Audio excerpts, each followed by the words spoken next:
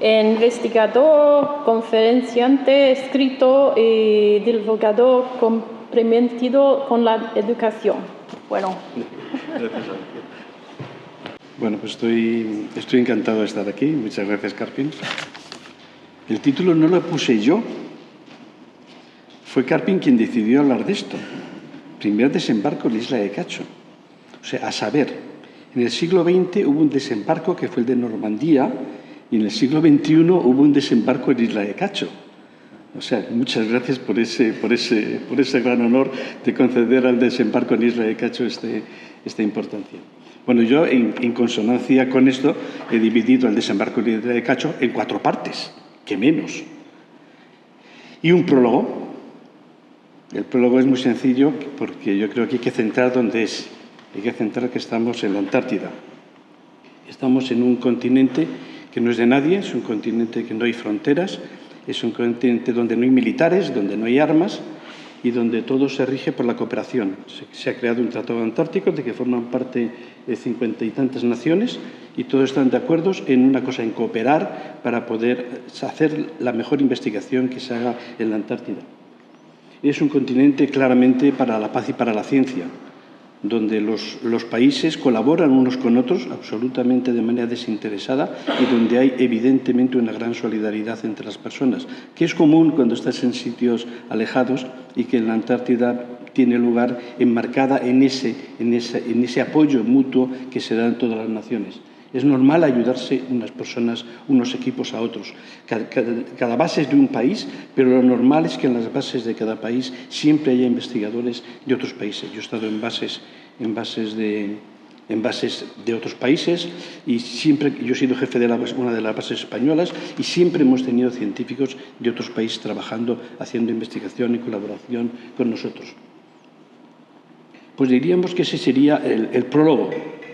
Ese ambiente que hay en la Antártida. Entonces, la primera parte es en la base española, en la que yo fui jefe de base durante varias campañas, pues está en la isla Livingstone terminado en N, no el Livingstone, no el David Livingstone, el famoso explorador. En este caso, este Livingstone era un capitán de un barco foquero.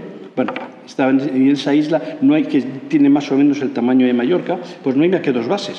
Por casualidades de la vida hay 2 bases. La base española, la base de Juan Carlos I, de que os digo que yo fui jefe de base en varias campañas, y luego cerca, a como 4 o 5 kilómetros, hay una base búlgara. Es complicado cerca, está a 4 o 5 kilómetros, pero hay un glaciar por medio, luego no nos vemos demasiado. Pero mantenemos esas buenas relaciones enmarcadas en ese entorno de cooperación que da el Tratado Antártico. Por lo tanto, llevamos años trabajando, haciendo investigaciones en común con ellos y también divirtiéndonos. Este fue el partido de fútbol que se nos ocurrió jugar, donde terminamos con un maravilloso empate a 3. Muy político. Nos metieron un gol, nos metieron un segundo gol, nos metieron un tercer gol, conseguimos remontar un poquito, 3-1, otro poquito más, 3-2, y luego uno de ellos se metió el gol en su propia puerta. Y entonces el árbitro, que era nuestro, un español, pitó fin de partido inmediatamente para terminar en ese entorno de fraternidad que da el Tratado Antártico. Bueno, pues eso sería la primera parte, ese entorno donde se produce lo que a continuación viene. Lo que a continuación viene es que ellos, normalmente todos los países tienen potestad para poner nombres a accidentes geográficos que ya no tengan. Esto no son como las calles de las ciudades que según llega el partido político pues quita la calle el nombre de la calle del anterior. Bueno, no, ahí los nombres se mantienen y hay que solicitarlos. Los nombres se solicitan, cada país puede solicitar nombres para investigadores, para personas relevantes que ellos piensen que tienen relación con la Antártida y lo solicitan al SCAR, al Scientist Committee on Antarctic Research, o sea, la máxima autoridad científica de Antártida. Entonces, eso hicieron los búlgaros sin contarme nada. Fue además un año que yo estuve en su base, un mes entero trabajando con ellos, y todo el mundo sabía que ellos habían solicitado el nombre de una pequeña isla para mí, para ponerle mi nombre, la habían solicitado ya al SCAR, y no me dijeron nada. O sea, absolutamente permaneció absolutamente en silencio. Es una isla pequeña, está situada en la península antártica, pegada a forma parte de la Shetland del Sur. La Shetland del Sur son 13 grandes islas y esta es una isla pequeñita que está pegado a Snow. Ahí tenéis un poco la ampliación, ese puntito ahí que se ve, ese extremo que sale señalado por la fecha, eso es lo que ellos querían que se llamase Isla Caso. Bueno, tengo que decir que, me avergüenza decirlo, pero tengo la isla gracias al calentamiento del planeta. Sí, sí. Las cosas son así, porque durante muchos siglos, durante 2 siglos, se pensó, durante un siglo, la península de Hall, y aquí está la isla Snow, que es mucho más grande, estaba unida a esta parte, y todos formaban parte de la península de Hall, que se extiende por aquí y hacía esto. Hasta que después, como consecuencia del calentamiento, pues se barrió, y lo que se pensaba que era roca era simplemente un puente de hielo de 60 metros de longitud, y que tenía todo el aspecto de roca, porque cuando al hielo viejo, el hielo de muchos años, se va adhiriendo partículas de polvo, de piedrecitas, pues la impresión que te da cuando lo ves es que es una roca, prácticamente no lo distingues. Entonces se pensaba que esto había una roca que era, y estaba unido, y con lo cual lo llamaron península de Hall. Llegó el calentamiento, hizo desaparecer este puente de hielo y se encontraron con que había una isla, eran 2 sitios distintos en una isla y que no tenía nombre, y entonces ellos decidieron dar a la isla mi nombre. Lo justificaron ante la máxima autoridad antártica, bueno, hablando de que yo había participado en la primera expedición científica a la Antártida, y un largo etcétera de cosas, y luego a la ayuda que habíamos hecho los 2 programas antárticos durante mucho tiempo. Y coló. El Comité Antártico decidió aprobar que efectivamente esa isla fuese llamada Isla Cacho. Pero claro, tener una isla en su nombre, la isla es pequeñita. Alex la estuvo buscando y no la encontró. Claro, no me extraña. La isla tiene 800 metros de largo por 400 de alto y tiene picos de 60 metros o 70 metros de altura. Es una isla pequeñita y claro, todo el mundo, cuando ya se hizo público, yo tenía una isla con mi nombre, me decían, ¿pero irás? Como si eso fuese venir a Ciudad Real, que te puede costar más o menos a Ciudad Real o a las Islas Canarias, pues irás a Lanzarote. Pues efectivamente, yo les decía, pues no creo. Claro, uno va a la Antártida normalmente como científico. Es habitual, como científico, y la vez que he ido, con lo cual tienes que pertenecer a un grupo de investigación, tienes que presentar un proyecto y tienes que ser aprobado y tienes que ir allí. Yo ya estaba retirado, ya estaba jubilado, yo no estaba haciendo investigación, hacía divulgación científica, pero no investigación. Luego las probabilidades, claro, la otra probabilidad es de ir a la isla hubiese sido pues contratar un barco para que me llamase a la isla, cosa que os podéis imaginar cuáles son los salarios que recibimos los pensionistas en España. No estaba también totalmente fuera de mis expectativas. Y por lo tanto pensé que nunca pisaría mi isla. Yo estaba feliz. Había conseguido tener una isla, un trocito de la Antártica que llevase mi nombre, igual que Scott, igual que Shackleton, igual que Amundsen. Pues ya está. Aunque fuese una isla pequeñita, pues ya está, era mía. Y entonces llegamos a la tercera parte. La tercera parte fue que de repente la Sociedad Geográfica Española va y decide organizar una expedición a la Antártida. Bien. Y deciden que yo dirija la expedición. Bueno, y yo hablé con los búlgaros, mantenemos mucha amistad, y entonces les conseguí convencer para que nos dejasen, para los expedicionarios, nos dejasen 10 plazas en uno de sus barcos de científicos y de logística. Y bueno, aceptaron eso, y por lo tanto nos incorporamos a ese viaje logístico y científico que iba a realizar el barco búlgaro. Pero claro, eso no significaba que yo iba a ver a mi isla. Íbamos de invitados, diríamos, a un barco que tenía su objetivo. Su objetivo era servir de logística a la base búlgara, servir de logística a la base española, llevar científicos de un punto de la Antártida a otro punto de la Antártida y realizar labores de investigación. Ese era su objetivo, nada más. No se iban a desplazar 5 horas o 10 horas de navegación para que aquí el amigo bajase a su isla o la viese por lo menos desde el horizonte. Evidentemente era impensable. Pero bueno, las cosas se fueron sucediendo y de repente ocurrió que ellos tenían que ir a llevar científicos a una isla próxima a esta. relativamente próxima, a 1 hora o 2 de navegación. Entonces yo hablé con el comandante y le dije, oye, por favor, si no que estamos a 2 horas de navegación. Y dice, bueno, buscaré a ver si hay buena batimetría de la zona. Claro, el gran problema de la Antártida con un barco grande es que no sabes por dónde navegas.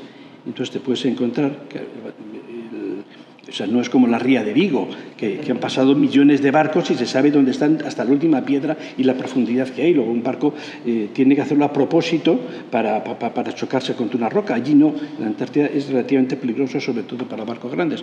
Entonces, por casualidad, toda esa zona alguien había hecho batimetría.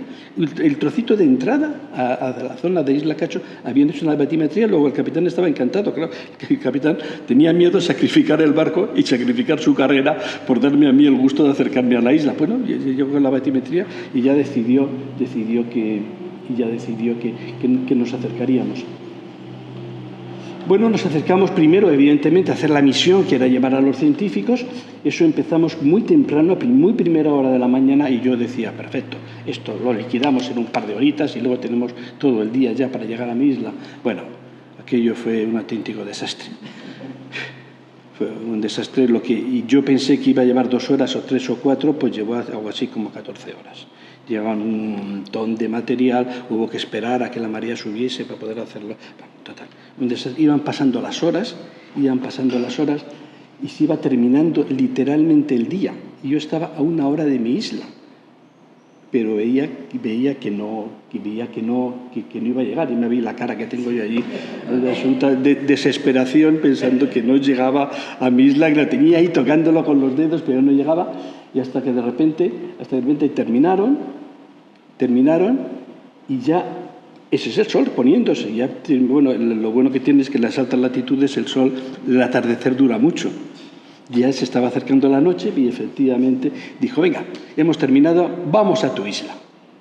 Bueno, vamos a mi isla, pero mi isla era de entrar a acercarse por mí, y ahí tenéis mi isla ahí en el horizonte, como dijo el segundo oficial en aquel momento. Dice, mira, Javier, el sol nos ilumina el camino de tu isla. Bueno, era muy metafórico y muy lírico, pero efectivamente más o menos así fue. Fuimos en esa dirección y ahí tenéis la isla ya con las últimas luces y por fin nos dejaron desembarcar. Nos pusieron un par de zorias para desembarcar, todo muy bien organizadito, y llegó el momento de desembarcar en la isla, cosa que no fue fácil. La isla, una de las vertientes de la isla es muy rocosa, con muchas rompientes. Sabíamos que no se podía desembarcar. Nos fuimos por la zona que da a la bahía, que era más sencillo.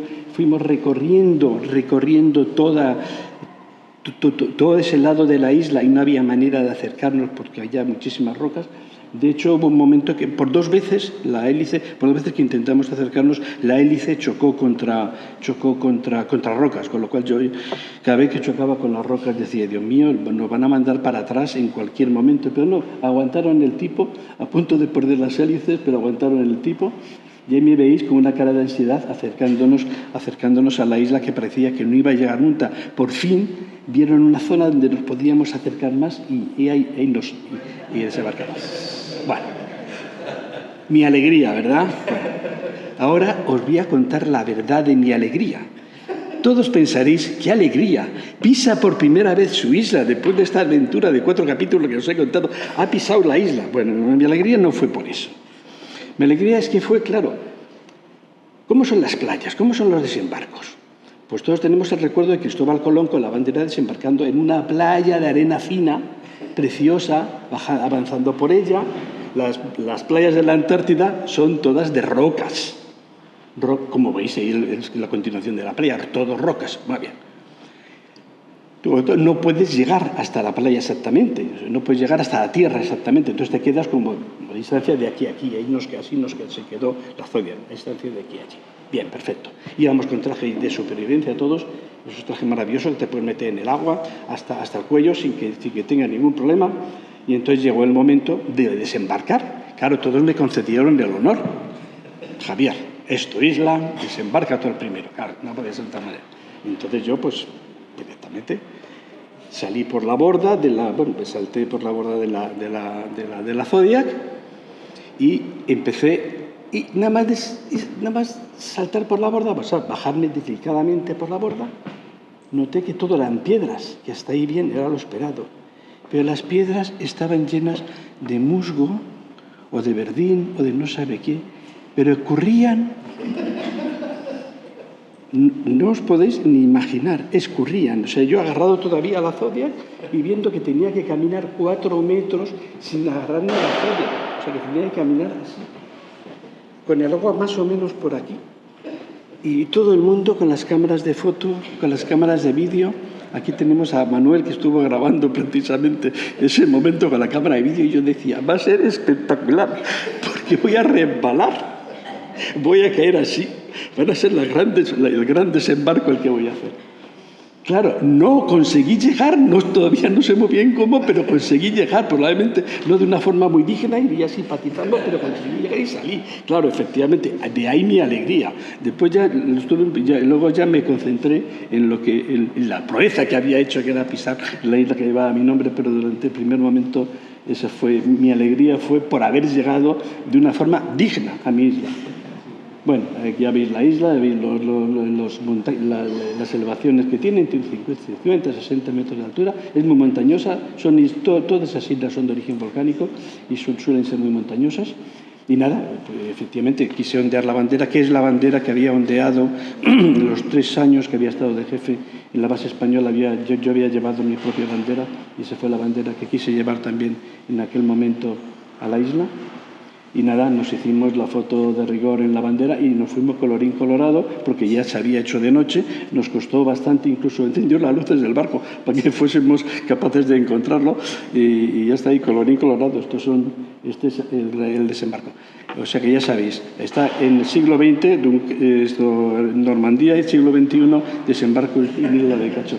Y luego el servicio filatélico de correos, pues se le ocurrió, claro, como era el primer español que tenía una isla con su nombre en la Antártida, pues decidió hacer un sello, no a Cacho, sino a Isla de Cacho. En España el servicio de correos no hace sellos para personas, salvo los reyes, pero bueno, yo me colé con la Isla de Cacho. Y ya está, señores, señoras, muchísimas gracias por su atención. Así estaba yo de feliz en aquellos momentos. Igual que ahora.